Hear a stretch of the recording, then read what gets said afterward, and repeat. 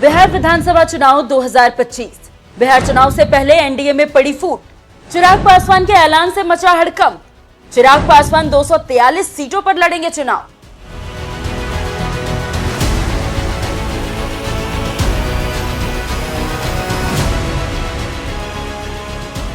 मैं चुनाव लड़ूंगा, पर मैं बिहार से चुनाव नहीं लड़ूंगा, मैं बिहार के लिए चुनाव लड़ूंगा।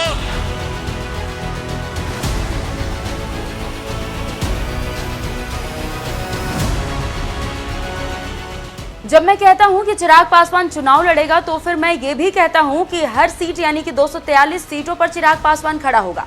एक ही बयान और बिहार की राजनीति में भूचाल आ गया।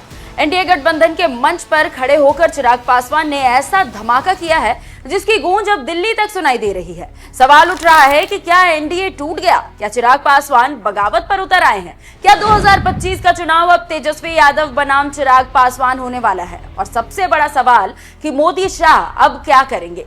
इस रिपोर्ट में हम करेंगे चिराग के ऐलान का पूरा विश्लेषण, इस सियासी विस्फोट के पीछे की रणनीति और एनडीए के भीतर चल रही उथल पुथल की पूरी कहानी। रविवार छपरा का राजेंद्र स्टेडियम, जहां चिराग पासवान ने सैकड़ों समर्थकों के बीच एक ऐलान किया। जब मैं कहता हूं कि चिराग पासवान चुनाव लड़ेगा, तो मैं ये भी कहता हूं कि हर सीट यानी कि 243 सीटों पर चिराग पासवान खड़ा होगा। एक लाइन में कहा जाए तो चिराग पासवान ने ऐलान कर दिया कि वो पूरे बिहार की 243 सीटों पर चुनाव लड़ेंगे और सभी सीटों पर विधानसभा चुनाव में अपने उम्मीदवारों को उतारेंगे। और यहीं से शुरू हो गई सियासी सरगर्मी, क्योंकि सवाल उठ गया कि अगर चिराग अकेले लड़ेंगे तो एनडीए में किसकी जगह जाएगी? जेडीयू की, बीजेपी की, हम की, या गठबंधन ही टूट जाएगा? बिहार में एनडीए का गठबंधन वैसे भी ताकत से ज्यादा समझौते की राजनीति पर टिका हुआ है। 2020 के चुनावों में चिराग पासवान ने खुद को मोदी का हनुमान बताते हुए जेडीयू के खिलाफ उम्मीदवार उतारे थे। इससे जेडीयू को बड़ा नुकसान भी हुआ था और नीतीश कुमार की सीटें 43 तक गिर गई थी।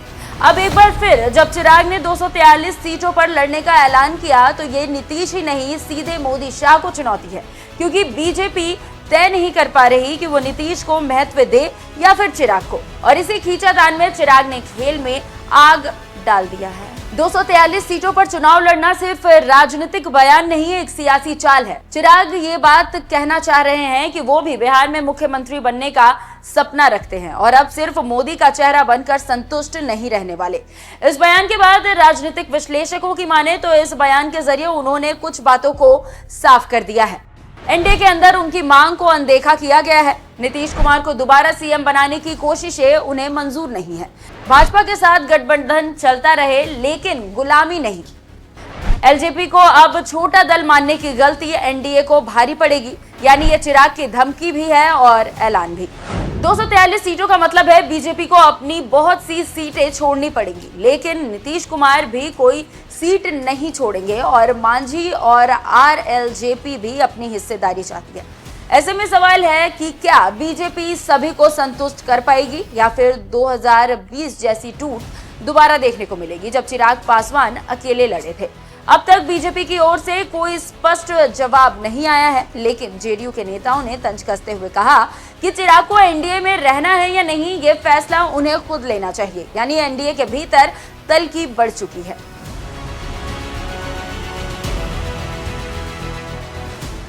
मोदी शाह की जोड़ी अब तक भाजपा को अजय रणनीतिक ताकत मानी जाती है, लेकिन बिहार में ये जोड़ी असहज है, क्योंकि नीतीश कुमार विश्वास के लायक नहीं माने जाते। चिराग पासवान संघर्षशील लेकिन अस्थिर सहयोगी है। तेजस्वी यादव लगातार उभर रहे हैं और जनता में प्रभावी बनते जा रहे हैं। अब मोदी शाह के सामने 3 विकल्प है। चिराग को मनाए लेकिन नीतीश को नाराज ना करे, चिराग को छोड़े लेकिन तेजस्वी के मुकाबले एक दमदार चेहरा खो दे, चिराग को एनडीए का चेहरा बनाए लेकिन गठबंधन में झगड़ा झेले। यानी एनडीए को बचाना है तो किसी एक का बलिदान तो देना ही होगा। चिराग पासवान के पास जो ताकत है वो दोहरी है। दलित समाज में पासवानों का परंपरागत वोट बैंक, मोदी समर्थक युवा जो नीतीश को पसंद नहीं करते। इसके अलावा चिराग ने खुद को एक ग्लैमरस, डिजिटल और 21वीं सदी का नेता बनाकर पेश किया है, जिससे शहरी युवाओं में भी उनकी पहुंच बढ़ चुकी है।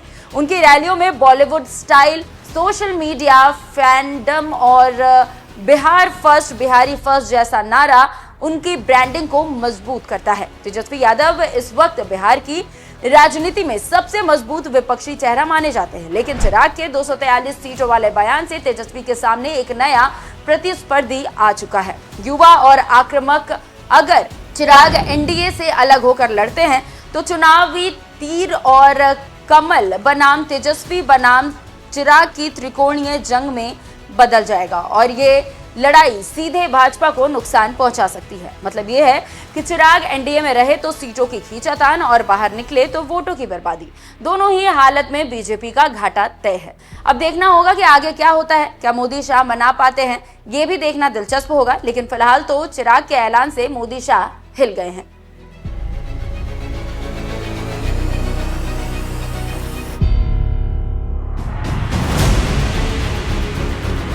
मैं चुनाव लड़ूंगा, पर मैं बिहार से चुनाव नहीं लड़ूंगा, मैं बिहार के लिए चुनाव लड़ूंगा।